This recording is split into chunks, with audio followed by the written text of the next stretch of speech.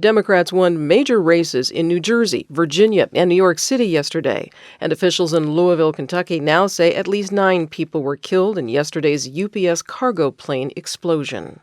Good morning. I'm Corva Coleman from NPR News, and here are today's top stories. Mamdani will be the next mayor of New York City. The 34-year-old Democratic Socialist built a movement driven by thousands of young volunteers, defeating former Governor Andrew Cuomo and Republican Curtis Sliwa.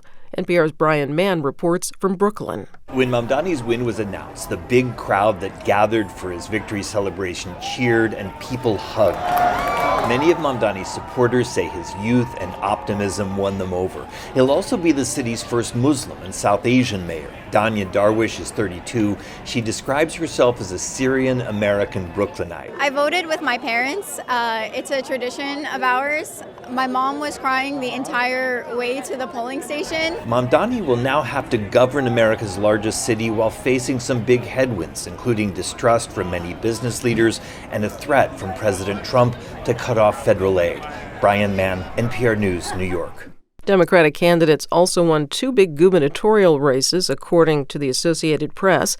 Mikey Sherrill won her campaign for New Jersey governor, and Abigail Spanberger has won her race to be Virginia's first female governor. From member station WAMU, Margaret Barthel reports on the Virginia race. Spanberger will be Virginia's first female governor, easily defeating Republican Winsome Earl-Sears, the current lieutenant governor. You all chose leadership that will focus relentlessly on what matters most: lowering costs, keeping our communities safe, and strengthening our economy for every Virginian. Spanberger previously served 3 terms in Congress and as a CIA officer. The contest received national attention as one of the first major tests of voter sentiment towards the Trump administration. For NPR News, I'm Margaret Barthel in Washington. In California, voters overwhelmingly approved a ballot measure that will let lawmakers redraw the state's congressional maps. The goal is to try to send 5 more Democrats to Congress. California Governor Gavin Newsom wants more democratically led states to join the effort. We need the state of Virginia. We need the state of Maryland.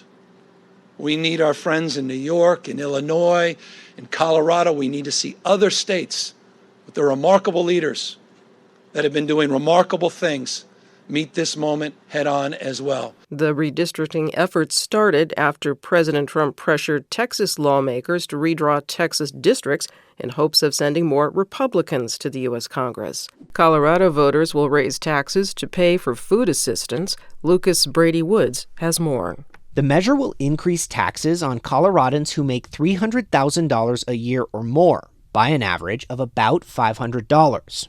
Most of the money collected will pay for Colorado's free school meals program. It will also help cover the state's share of SNAP, or food stamps, after Congress cut funding for the program this summer.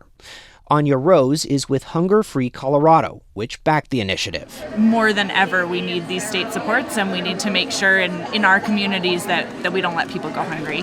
The measure is expected to raise over $27 million for SNAP in the next fiscal year and about double that for school meals.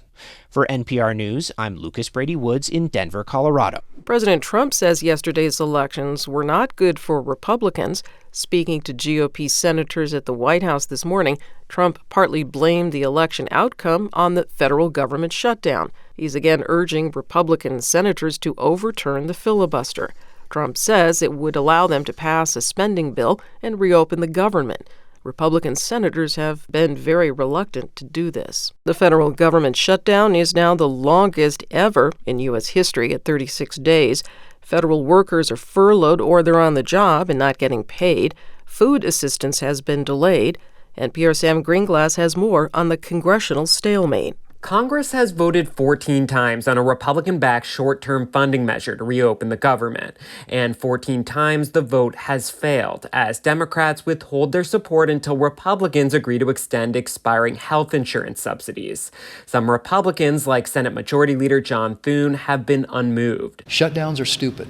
I've been here long enough to have been through a few of them. nobody wins. This week, some rank-and-file members have hinted that informal talks could produce a deal, but Senate Minority Leader Chuck Schumer has not said what Democrats would be willing to accept. We're exploring all the options. The current shutdown broke a record set in 2019 during President Trump's first term. Sam Gringlass, NPR News, Washington. The Transportation Department is warning it may close some U.S. airspace if the government shutdown extends into next week.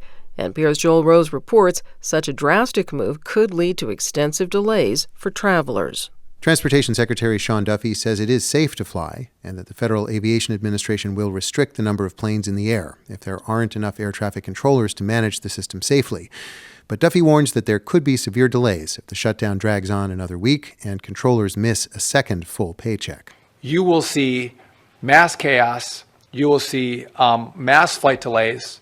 You'll see mass cancellations, and you may see us close certain parts of the airspace because we just cannot manage it. Air traffic controllers are required to work without pay during the government shutdown.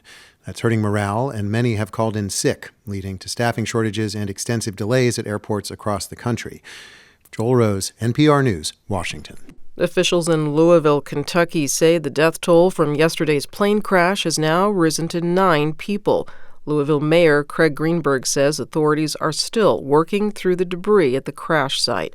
NPR's Joel Rose reports the accident occurred as the plane was taking off, causing a fiery explosion. Kentucky Governor Andy Beshear said the UPS cargo plane crashed at about 5:14 p.m. local time. Anybody who has seen the images and the video know how violent this crash is. He said the McDonnell Douglas MD-11 was bound for Honolulu with about 38,000 gallons of jet fuel on board. Video footage of the crash appeared to show the left engine on fire as the plane struggled to lift off from the runway, followed by a massive explosion. The National Transportation Safety Board will lead the investigation. Joel Rose, NPR News, Washington. The U.S. Supreme Court hears a case today testing whether President Trump can impose tariffs on imported goods using a law on emergency economic powers. The law does not specify that it covers tariffs. Trump says he needs the power or the U.S. will be ruined. Senate Democrats say ICE is ignoring their questions about an apparent new facial recognition system. As NPR's Martin Costi tells us, lawmakers are following up on reports of federal agents in Chicago scanning people's faces with their phones. The senators wrote to ICE in September demanding it stop using facial recognition in the field. Senator Edward Markey of Massachusetts says there are too many unanswered questions. For instance, does the system identify just a limited number of wanted people, or does it have access to larger databases that can identify the general public? I don't know. And if I don't know, the Congress doesn't know.